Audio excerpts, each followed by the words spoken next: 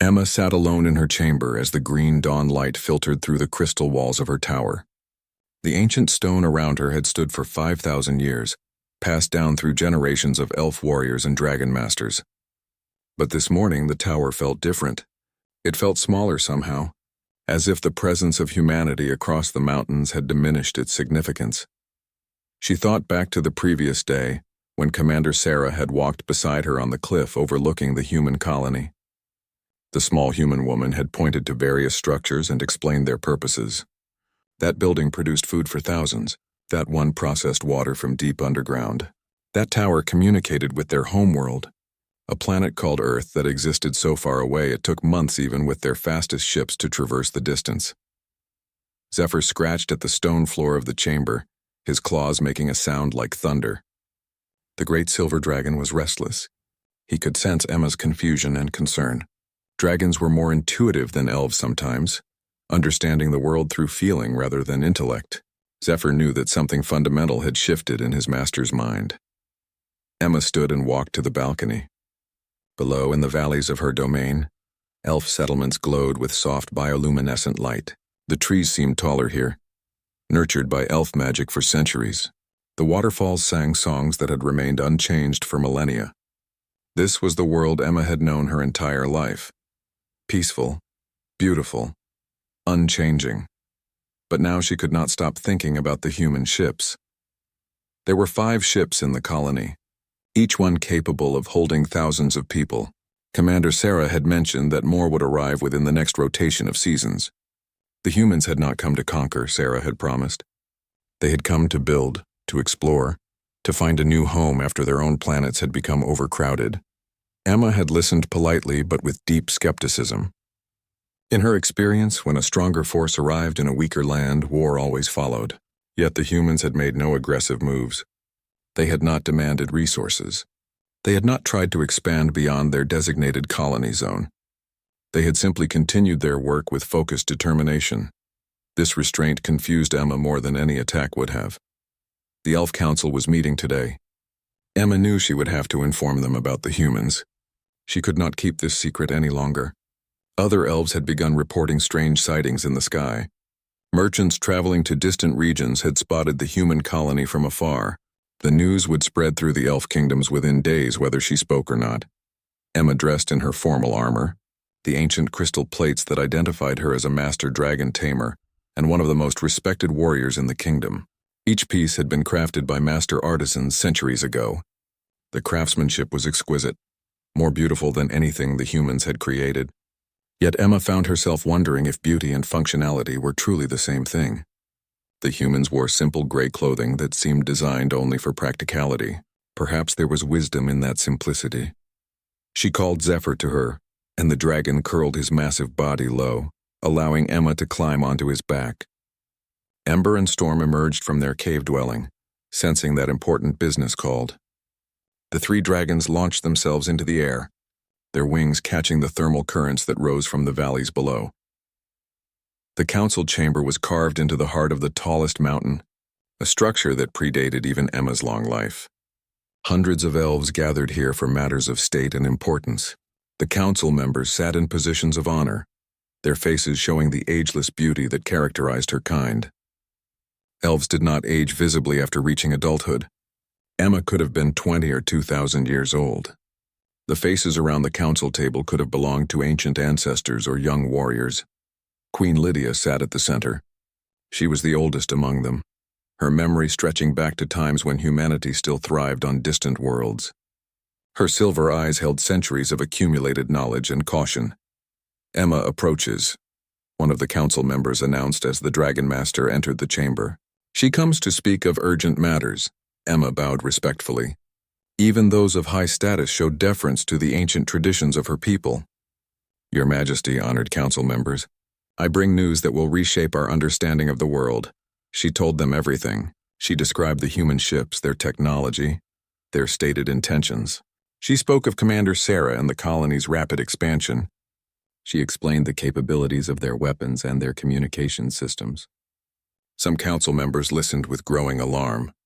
Others seemed almost unsurprised, as if they had anticipated this day for centuries.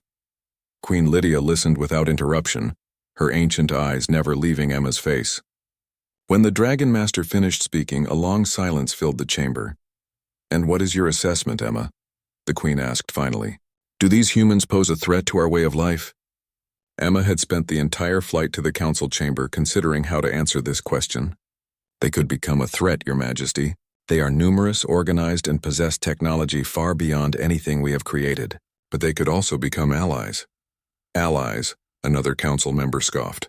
"Humans have never been allies to anyone. They are conquerors by nature. They destroyed their own world through warfare and greed before they had to flee into the stars." "Perhaps," Emma said carefully, "but these humans speak of learning from their mistakes. They chose a path of development rather than invasion. I believe they deserve a chance before we judge them as enemies." The debate continued for hours. Some elves wanted to drive the humans away by force immediately. Others advocated for a period of observation and study. Still others proposed opening formal diplomatic channels. Emma found herself increasingly at odds with many of her own people, defending the humans based on limited evidence and intuition. Finally, Queen Lydia raised her hand and silence fell instantly across the council chamber. "Emma will continue her observations. She will be our representative in future contact with these newcomers.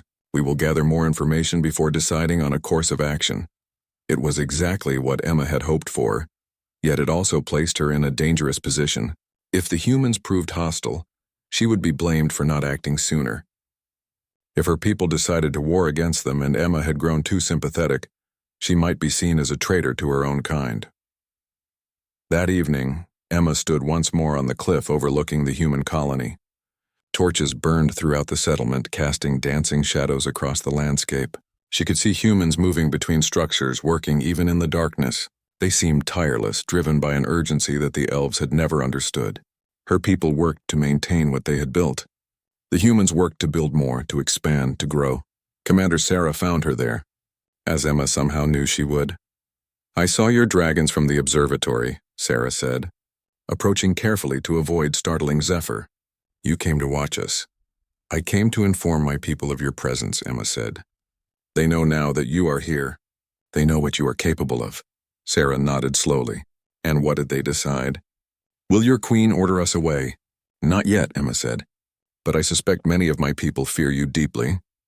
"That is natural," Sarah replied. "Your civilization is ancient and powerful. We are outsiders with strange technology. Fear is a rational response." Emma turned to face the human woman. "I do not fear you, but I also do not fully understand you. Why did you come here?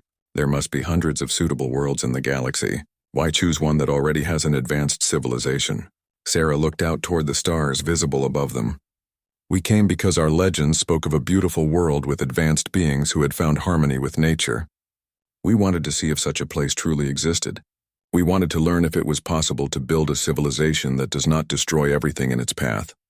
"And have we," Emma asked, "disappointed you with our reality?" "No," Sarah said.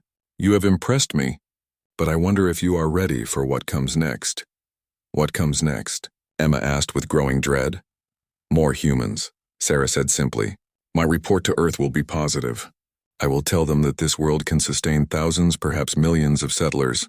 Within a generation, your planet will be transformed." Emma felt something shift inside her, a fear so deep and profound that even her ancient training could not suppress it.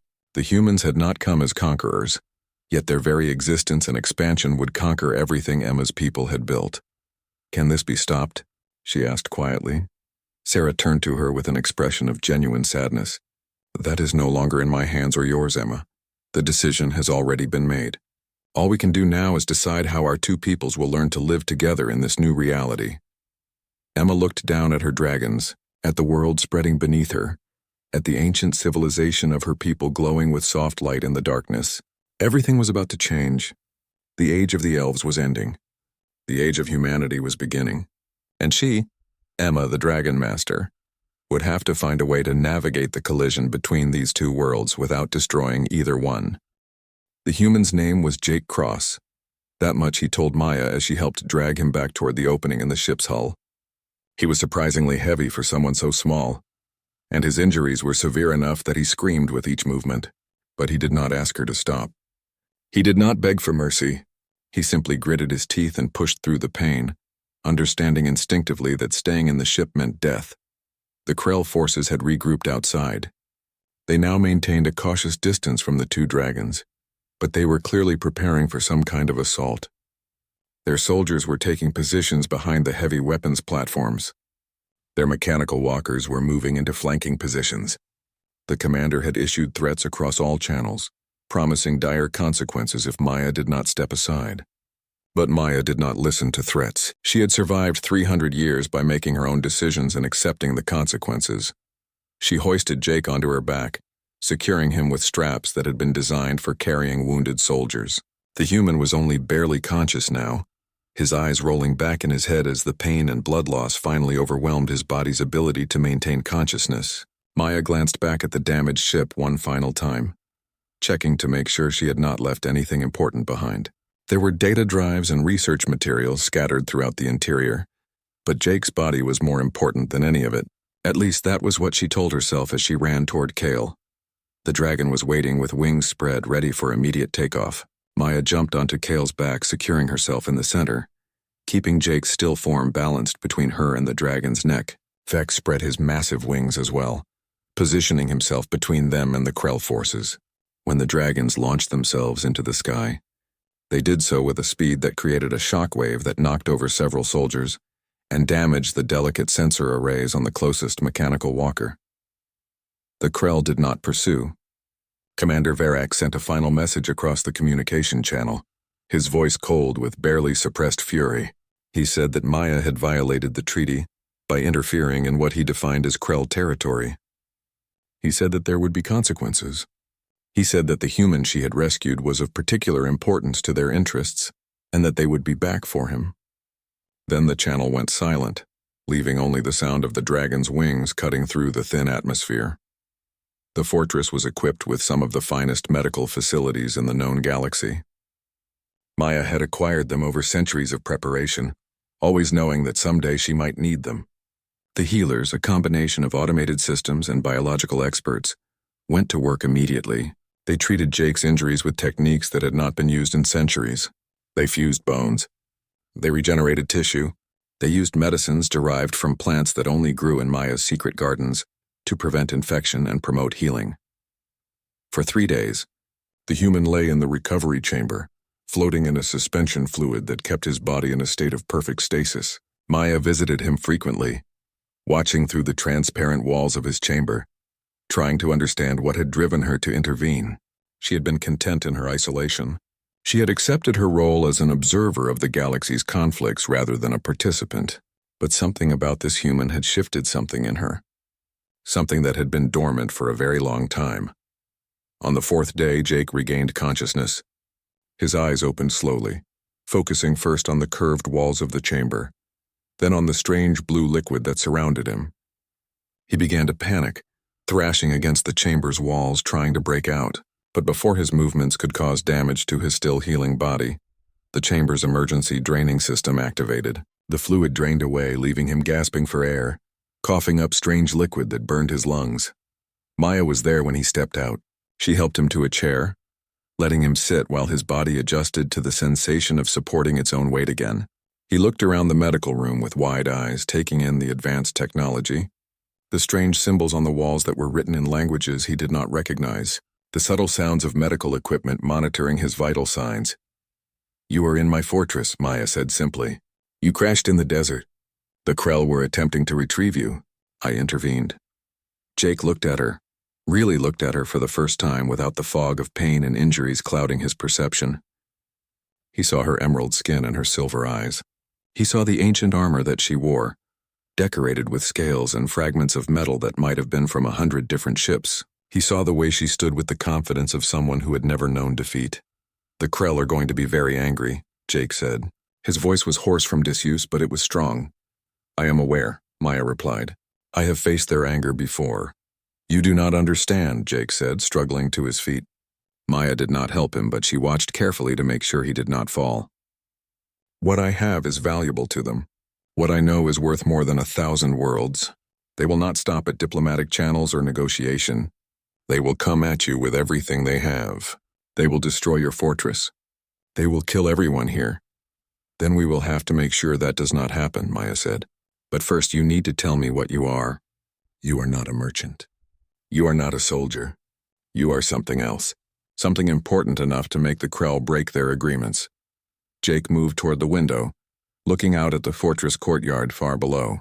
The dragons were resting there, their massive forms sprawled across the ancient stone. Fex's scales caught the afternoon sunlight, throwing it back in brilliant reflections. Kale was grooming herself, running her head along her wings in a gesture that seemed almost peaceful. I am a scientist, Jake said finally. I have been working for the Krell for the past 5 years, doing research they found interesting. Biological research, military applications, the kind of work that could change the balance of power across the galaxy if it were weaponized correctly. What kind of research? Maya asked. The kind that exploits a fundamental weakness in Krell physiology, Jake said. I discovered it by accident. A sensory frequency that causes them intense pain. Exposure to it can incapacitate them, make them helpless. The military applications are obvious, but when I understood what my research was going to be used for, I decided I could not continue. What were they going to use it for? Maya asked, though she thought she already knew the answer. World conquest, Jake said bluntly. The Krell want to expand their territory again. They had been held back by their inability to defeat certain species with strong sensory capabilities, but with my research they could neutralize those species. They could take what they wanted without resistance. I had documentation of millions of people slated for extermination. Entire civilizations scheduled to be wiped out or enslaved so that the Krell could have their resources. So you ran, Maya said. I ran, Jake confirmed. I stole all the research data. I stole a ship, and I attempted to reach the outer colonies where I could distribute the information to enough different factions that the Krell could never weaponize it. But they caught me before I could jump to the final relay station. I crashed here. Maya considered this information carefully. It changed everything. It meant that the Krell were not just pursuing a single human for personal reasons. They were pursuing someone who possessed information that could fundamentally shift the power balance of the entire galactic civilization. It meant that her decision to rescue him was not just a personal choice. It was a decision that could have consequences that rippled across entire star systems. Do you have the data with you? Maya asked. Jake moved his hand toward a pocket in his flight suit. Maya watched as he carefully extracted a small data crystal, no larger than a human thumb but glowing with internal circuitry. Everything, Jake said. My research. The frequency patterns, the biological vulnerability of Krell neural tissue, methods to weaponize the discovery. All of it is here. Maya took the crystal carefully. She had not held something so potentially dangerous in centuries. This single small object could change the course of history. It could liberate enslaved worlds. It could destroy the Krell military complex entirely, or it could fall into the wrong hands and be used to create weapons of mass destruction that could wipe out entire populations. You are not just any refugee, Maya said. You are the most dangerous person in this entire sector right now. I know, Jake said. And now, whether you like it or not, you are the most dangerous person because you have me. The Krell will come for you with everything they have. They will not stop until they have retrieved me and destroyed that data. Then we need to make sure we are ready for them, Maya said. But first you need to rest. You need to recover fully, because when they come, you are going to be very important to our survival. The fortress had not been built for a siege. It had been built for isolation and defense against conventional attacks. But everything was conventional compared to what the Krell could bring to bear if they truly wanted to destroy it. Over the next week, Maya and Jake worked together to prepare. They modified the defense systems. They gathered ammunition and energy cells. They stockpiled food and water. They did everything they could think of to increase their chances of survival. But it was not enough. Both of them knew it. The fortress was ancient, and while it was strong, it had not faced a true military assault in living memory. The Krell, on the other hand, had dedicated their entire civilization to the art of warfare. They had perfected destruction into a science. It was Maya who first saw the possibilities in Jake's research. She was studying the frequency data that he had explained to her, trying to understand the science behind it when she realized something. The frequency that could incapacitate Krell did not have to be delivered through a weapon. It did not have to come from a device or a ship. If it could be transmitted across biological matter, if it could be carried in living cells, then it could be delivered in ways that the Krell could never anticipate. She brought the idea to Jake while he was recovering in the fortress gardens. He had asked to visit them, curious about the flowers that she had mentioned growing nowhere else in the galaxy. She had shown him gardens that bloomed with colors that seemed to defy normal light spectrums, plants that had been extinct for 1,000 years everywhere else in the world. They walked among the flowers while the afternoon sun painted everything in shades of gold, and she explained her idea. Dragons, she said simply. We could make the dragons carry the frequency. Jake stopped walking. He turned to look at her, his eyes wide with understanding and something that might have been fear. You mean use their biology as a weapon system? Make them living transmitters? The ancient technology that built this fortress is still operational, Maya said. It was designed by an ancient civilization that understood the intersection of magic and technology. My ancestors worked with them for centuries. With the right modifications, with the frequency patterns you have developed, I believe I can integrate the transmission system into Vex and Kale's biology. They would become weapons of incredible power. The Krell would not be able to withstand them.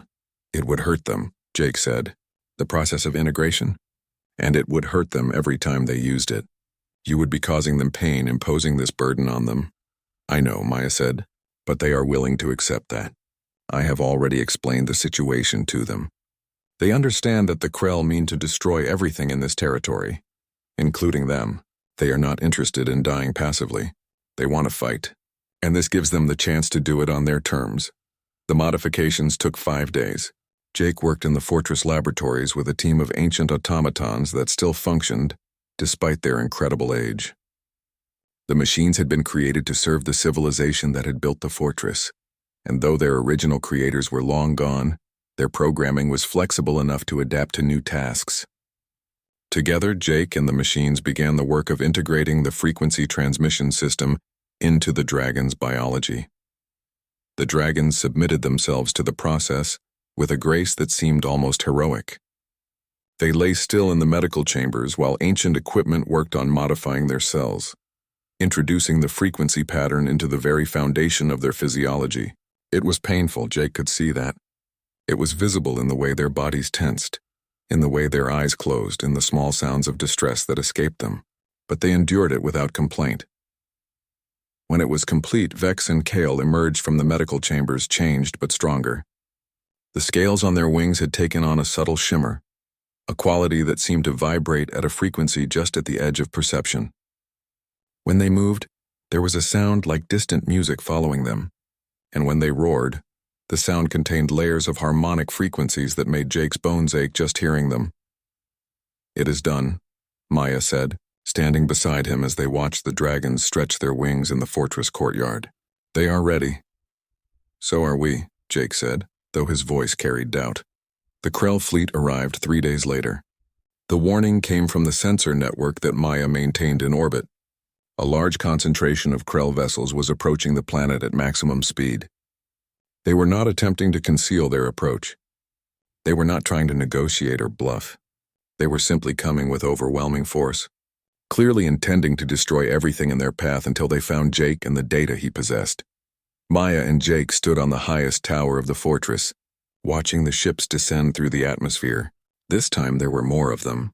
63 massive Krell vessels, each one bristling with weapons, each one capable of laying waste to an entire continent if they chose to. The ground forces deployed were numbered in the hundreds of thousands. Mechanical walkers stood shoulder to shoulder in formations that stretched to the horizon. Smaller combat units filled in the gaps. The Krell were bringing a force that was designed to annihilate any resistance absolutely and completely. No turning back now, Maya said quietly. The Krell commander, a different one this time, broadcast an ultimatum. He gave Maya exactly 1 hour to surrender Jake and the data. If she refused, he would order the orbital bombardment to begin. The fortress would be reduced to ash. Everyone inside would be killed. There would be no mercy. There would be no negotiation. There would only be complete and total annihilation.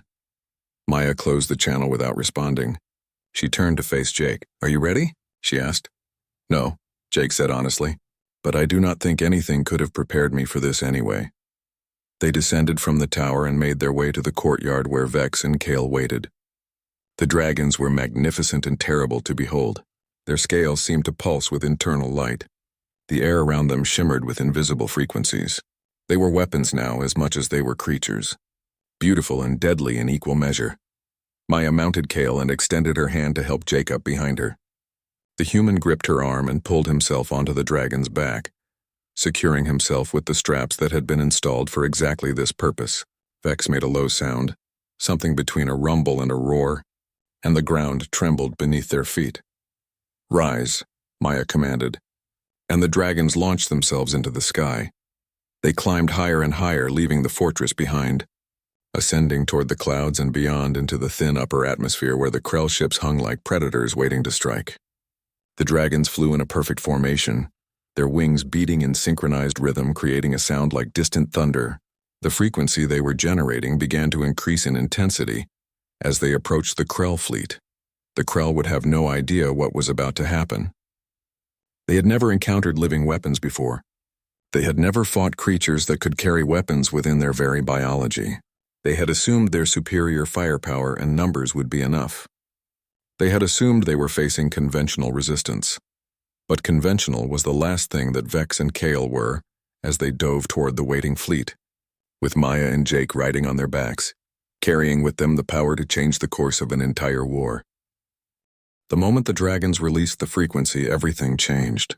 The Krell ships that had been hanging in space looking invincible and untouchable suddenly began to malfunction. Their shields flickered and failed. Their weapon systems went silent. Their propulsion drives, which had been humming with power moments before, suddenly went completely dark. The massive vessels hung in the void like toys with their batteries removed, but it was the Krell personnel inside those ships who really suffered. The frequency that had been carefully calibrated to cause maximum disruption to Krell physiology was being broadcast directly into them from close range. Soldiers collapsed on the decks. Officers fell from their stations. The very foundations of Krell military might, which had been built on their natural superiority and advanced technology, suddenly proved worthless against something they had never imagined was possible. From their position in the upper atmosphere, Maya and Jake watched the destruction unfold. Vex and Kale banked hard, changing their flight pattern to maximize the coverage of the frequency. It was like watching dominoes fall in slow motion. One moment the Krell fleet was organized and threatening. The next moment it was chaos and confusion. Ships that had been maintaining perfect formation suddenly lost all coordination. Vessels began to drift into collision courses with their neighbors. Some attempted to flee, but their damaged systems would not allow them to jump to hyperspace fast enough. "It is working," Jake said, his voice carrying both wonder and horror. "It is actually working." "Only for as long as the dragons can maintain the frequency," Maya replied. She could feel Kyle beginning to tire. The process of continuously transmitting the frequency was physically exhausting for the dragons. Their bodies had been modified to do it, but that did not mean they could sustain it indefinitely. They had perhaps another 10 minutes before they needed to break off and rest. That was enough. In those 10 minutes, the Krell fleet was destroyed. Not destroyed as in explosions and fire, though there was plenty of that as damaged ships began to collide with each other.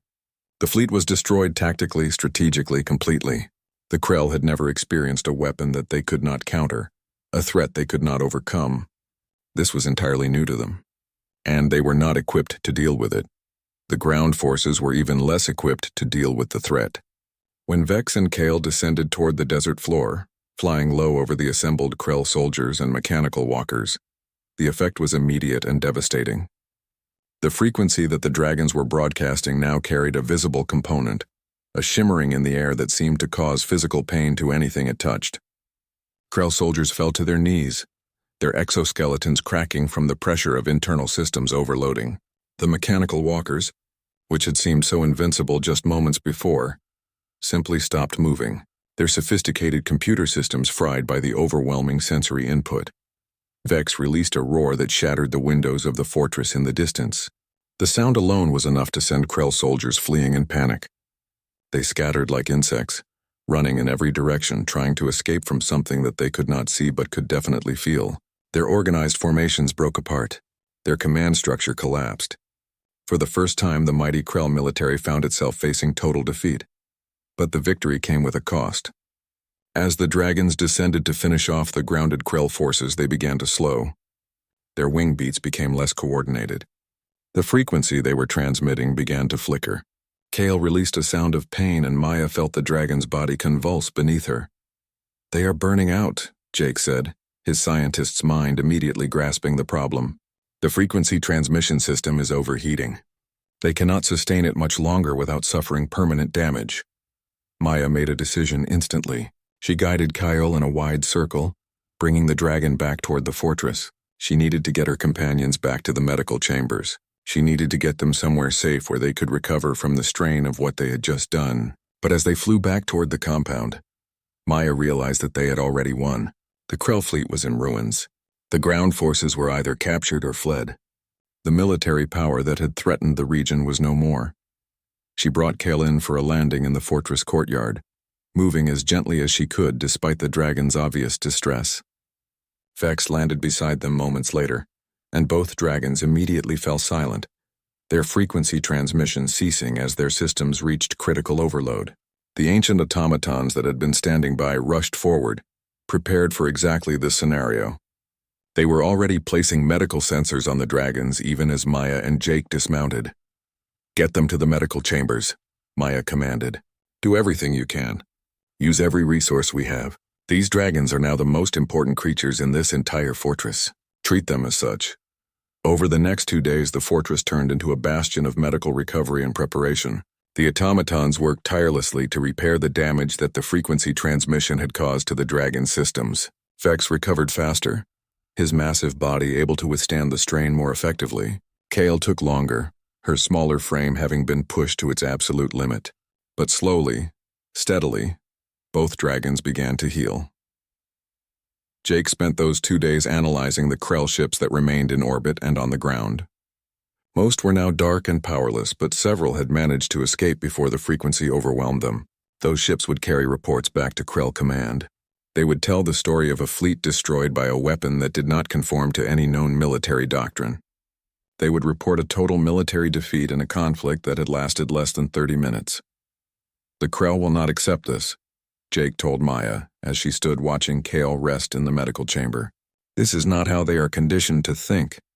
They have never lost a military engagement. They have never faced something that could challenge them on this level. They will respond with overwhelming force. They will send everything they have to destroy you and me and this fortress and everything we stand for." "I know," Maya said. "But this time when they come, we will be ready. And this time we will not be fighting alone." "What do you mean?" Jake asked. Maya pulled up a holographic display showing long-distance communication channels. "I have already sent word to the outer colonies. I have already shown them what we accomplished here. There are humans and other species who have been fighting the Krell in secret for years. They have been losing those fights. But now they know that the Krell can be defeated. Now they know that there is a weakness that can be exploited. They are gathering, they are preparing, and they are coming here." Jake looked at the holographic display in amazement. The communications network that Maya had maintained stretched across multiple star systems. Messages were already flying through space faster than ships could travel, carried by quantum-entangled communication systems that allowed for instantaneous transmission. The news of the Krell defeat was spreading, and with that news came hope. For the first time in decades, the oppressed species of the galaxy were beginning to believe that they might actually have a chance. "You have been playing a long game," Jake said, understanding at last. "This is not just about surviving an attack by the Krell. This is about starting a revolution. It is about changing the balance of power across the galaxy," Maya corrected him. "You showed me that humans are capable of extraordinary things. Your research, your courage, your willingness to stand against an enemy that was vastly more powerful than you. These things matter. And combined with magic and dragons and the accumulated knowledge of civilizations that have risen and fallen before your species even discovered fire, they are unstoppable." "So what now?" Jake asked. "Now," Maya said, "we wait for them to come. And when they do, we show them what happens when you underestimate the combined power of magic and human ingenuity. We show them that the age of Krell dominance is over. We show them that a new era has begun." The first colony ships arrived within 3 days. They came from the outer territories, from planets that had been subjugated by the Krell generations ago, from refugee worlds where people had learned to hide and hoped that someday liberation would come. The ships were old and worn, but they carried millions of people who were ready to fight. They carried soldiers and engineers and scientists. They carried hope. Maya welcomed them to the fortress. She showed them the data that Jake had stolen. She explained how the frequency weapon worked. She demonstrated the dragon's capabilities, and she offered them something that no one in the galaxy had been able to offer them for generations, a genuine chance at victory. The colony leaders were skeptical at first. They had seen too many false hopes. They had lost too many people to attacks that had seemed certain to succeed. But when Vex and Kale were brought out for demonstration, when the dragons showed the full extent of their capabilities despite still being in partial recovery, skepticism turned to determination. Within a week, the fortress had transformed.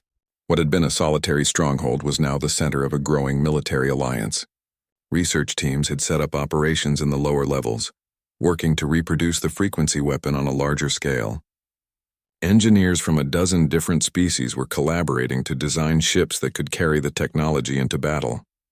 Soldiers were training, preparing for an offensive that would test the limits of everything they had been taught about warfare. Jake found himself at the center of it all. The humans who had come with the colony ships looked at him with something approaching reverence. He was the one who had discovered the weapon. He was the one who had given them a fighting chance. But Jake did not feel like a hero. He felt like someone who had been caught in events much larger than himself, swept along by circumstances that had taken on a life of their own. Maya found him one evening on the fortress walls, watching the sunset paint the sky in shades of crimson and gold. The desert far below was bustling with activity now, with ships landing and soldiers setting up encampments, with preparations being made for something that would either liberate the galaxy or end in catastrophic failure. "Are you well?" Maya asked. "I'm overwhelmed," Jake admitted. "A week ago I was running for my life. Now I am supposedly the architect of a galactic revolution. It does not feel real." "Most great things feel unreal until they happen," Maya said. "I have lived 300 years. I have seen civilizations rise and fall. I have watched species achieve greatness and fade into obscurity, but I have never seen anything like what is happening now. Humans are supposed to be young. You are supposed to be primitive by galactic standards. But you have brought change that will reshape the entire structure of power in this region of space." "I just stole some research," Jake said modestly. "The real hero is you. You are the one with the dragons. You are the one who has the knowledge and the resources to make all this possible." "No," Maya said. "You are the one who had the courage to stand against a power that was infinitely greater than you. Most beings would have simply accepted their subjugation. Most would have collaborated with their masters. But you chose to resist. You chose to find a weakness and exploit it. That is human. That is the thing that makes your species so dangerous to enemies and so valuable as allies." The Krell response came exactly 3 weeks after the fortress was attacked the first time. This time they did not arrive with 60 ships. This time they arrived with 300. The fleet that descended from orbit was so massive that it blotted out the sky. It was an armada assembled to crush not just a fortress, but an entire military movement. The Krell were taking this personally. The Krell were fighting for their survival. The fortress was no longer alone. Surrounding it in geosynchronous orbit were 100 ships, crewed by members of a dozen different species, all carrying variations of the frequency weapon. On the ground, armies were assembled that numbered in the millions. Vex and Kyle, now fully recovered, were joined by a dozen other dragons that had been liberated from Krell holdings, each one undergoing the same procedure that had transformed Maya's companions into living weapons. The battle was over in less than an hour. The Krell fleet entered the system expecting to face scattered resistance. Instead, they encountered a coordinated assault from every direction. The frequency waves hit them immediately, disrupting their shields and weapon systems. The Krell soldiers who made it to the ground found themselves facing enemies who had learned their tactics, their weaknesses, their vulnerabilities. The dragons descended on the Krell forces like divine judgment. They moved through the enemy armies with purpose and power, their frequency waves causing massive casualties and confusion. Vex alone accounted for the destruction of 43 Krell ships. Kale, the smaller and faster of Maya's dragons, managed to disable an entire command station by flying directly through its shield barriers and emerging on the other side without a scratch. By the time the Krell, Commander realized that this battle could not be won. More than 70% of his fleet had been destroyed or disabled. He ordered a full retreat, gathering the surviving ships and jumping to hyperspace as quickly as their damaged systems would allow. The Krell, for the second time in as many weeks, had been utterly defeated, but this time they would not return. The message that was sent to Krell Command was clear and unambiguous. The age of conquest was over. The age of Krell dominance had ended. There was a new power in the galaxy now, made up of humans and elves and dragons and a dozen other species united in the common cause of liberation. The Krell could either negotiate a new arrangement or face extinction. In the months that followed, the revolution spread. World after world was liberated from Krell control. Species that had lived under subjugation for generations suddenly found themselves free. It was messy and complicated, and not everything worked out perfectly. But it was better than what had come before. It was hope taking physical form. Maya and Jake stood on the highest tower of the fortress one evening, 3 months after the final victory. The desert below them was growing green for the first time in decades. The ancient irrigation systems that had been damaged by warfare now functioning again. Ships came and went regularly, carrying supplies and people and news from across the liberated territories. "What will you do now?" Maya asked. "The war is over. You are free to go wherever you choose." Jake was quiet for a long moment. "I have been offered positions in a dozen different governments," he said. "I could return to my people and be celebrated as a hero. I could take a position with the Colonial Alliance and continue my research. I could do anything I want, but..." Maya prompted.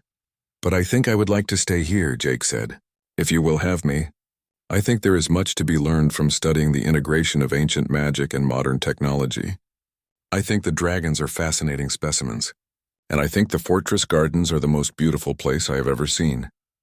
Maya smiled, a rare expression on her ancient face. "You are welcome to stay as long as you like.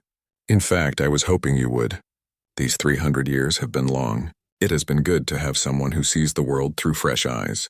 It has been good to have a partner who stands with me against overwhelming odds." They stood together in silence, watching the dragons circle overhead. Fex and Kale flew in perfect synchronization with the other dragons, their forms outlined against the evening sky. Below them, the fortress hummed with activity. The revolution had succeeded, but it had only just begun. There were new challenges ahead, new enemies to face, new alliances to forge. But for the first time in generations, the future looked bright. Maya had once said that she had never known peace. But looking at the landscape around her, at the liberated territories, at the species working together toward a common future, she realized that this was peace. Not the absence of conflict, but the presence of hope. The knowledge that the struggle had meaning. The understanding that standing against overwhelming odds could actually result in victory. Jake had not known what he was capable of until he was forced to find out. He had not understood the power that existed within the human spirit, the capacity to innovate and resist and ultimately triumph. But now he did, and he knew that humans would never again be seen as primitive or weak. They had proven themselves on the galactic stage. They had shown that they belonged among the great powers of the galaxy. No alien had ever dared to challenge the Krell as humanity had. No alien had ever imagined that such a thing was possible, until he showed them.